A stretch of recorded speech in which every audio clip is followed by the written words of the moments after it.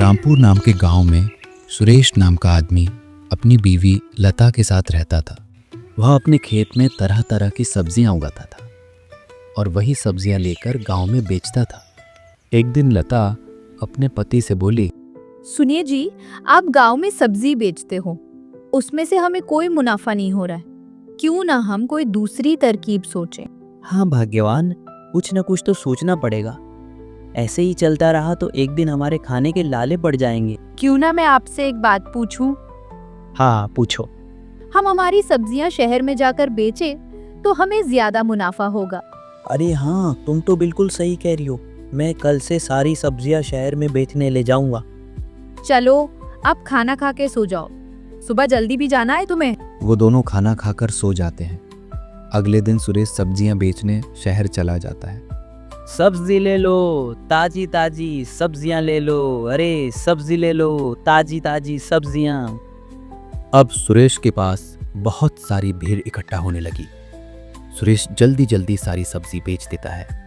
आज तो बहुत मुनाफा हुआ और मेरी सारी सब्जियां भी बिक गई। चलो अब जल्दी घर भी जाना है। इतना कहकर सुरेश घर चला जाता है। हाँ जी, आप आ गए और सारी सब्जी बिक गई। हाँ भाग्यवान, आज सारी सब्जी बिक गई और ज्यादा मुनाफा भी हुआ है। सुनो, मुझे बहुत जोर की भूख लगी है, जल्दी खाना दो। हाँ, मैं अभी खाना लगाती हूँ, तब तक आप हाथ पाँव धो लीजिए। वो दोनों खाना खाकर सो जाते हैं। ऐसे ही दिन बीतते गए। एक दिन राम और श्याम नाम के दो भाई सुरेश के पास सब्जी खरीदने आते हैं। उनका एक छोटा सा होटल था। अरे ओ सब्जी वाले, आलू कैसे दिए? साहब जी 20 रुपए किलो दिए। मुझे 3 किलो आलू दे दो। उस दिन सुरेश की अच्छी खासी कमाई हुई थी, इसलिए वो बहुत खुश था। सारी सब्जियां बेचकर वो खुशी खुशी घर लौट गया और फिर अगले दिन भी वो हमेशा की तरह सब्जियां बेचने बाजार चला गया। सब्जियां ले लो, सब्जियां, ताज़ी ताज़ी सब्जियां ले लो। अरे सब्जियां ले लो, सब्जियां, ताज़ी ताज़ी सब्जियां। तभी राम और श्याम वहाँ सब्जी खरीदने आ जाते हैं। अरे ओ सब्जी वाले, आज आलू क्या भाव से दिए? कल जो आलू लेकर गए थे वो तो बहुत अच्छे निकले।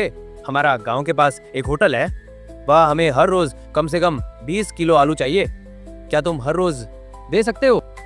अरे साहब, क्यों नहीं, मैं हर रोज आपको 20 किलो आलू दूंगा। राम और श्याम सुरेश से बात करते हैं और फिर आलू लेकर वहाँ से निकल पड़ते हैं। अरे वाह, रोज 20 किलो आलू। लगता है मैं जल्द ही अमीर बनने वाला हूँ।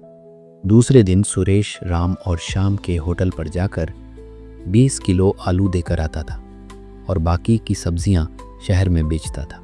ऐसे ही दिन बीत जाते हैं। अब सुरेश अच्छे पैसे कमाने लगा था। एक दिन सुरेश अपने खेत में सब्जियां तोड़ रहा था, तब उसने देखा कि सब्जियों को कीड़े लगे हुए हैं। अरे ये क्या हुआ? सब्जियों में तो कीड़े लगे हुए हैं, कुछ न कुछ तो करना होगा। ऐसा ही चलता रहा तो मेरी सारी सब्जियां एक दिन नष्ट हो जाएंगी। हाँ जी, सुनते हो? क्यों ना हम सब्जियों पे कोई केमिकल छिड़के जिससे हमारी सब्जियां अच्छे से हो जाएं? हाँ भाग्यवान, ऐसा ही कुछ करना होगा।